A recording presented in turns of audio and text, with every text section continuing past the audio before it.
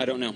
Are you allowing residents to return home like they would normally in this neighborhood? As soon as this thing is resolved, we'll allow them to go home, but right now the neighborhood's closed off. And your negotiators have made contact with the person inside? They're in contact with them at this point. Our viewers just joined us live, sir. Can you just give them a brief update of where we are right now? Our SWAT team is on scene. The house is surrounded. Our negotiators are attempting to communicate with them at this point. Beyond that, I can't go into any more details. Can you say anything about that original call that brought them here? It's going to be a med call, and I'll leave that with Captain Tommy Rutledge with the fire department. Captain, what do you want to... 6 people inside?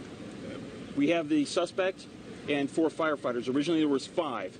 He allowed one of the firefighters to leave to move the fire truck. No civilians inside? No civilians as far as I know. So he let one go. What does that tell you about his willingness to negotiate? Does that say anything? Our officers are working with him at this point. Was he alone when he made the initial call, or were there other people with him? I don't know. Can Captain Rutledge update us on that initial call here? Well, right now, as you've heard from law enforcement, we do have fire department personnel. There are 4 members of our department who are being held hostage by the gunman. We're hoping for a peaceful resolution along with our law enforcement team.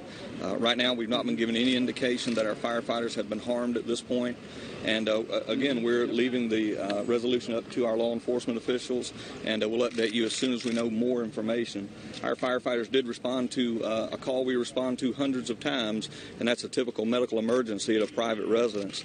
There was no indication or any reason to believe that there would be a violent situation or an unrest when they arrived at the scene.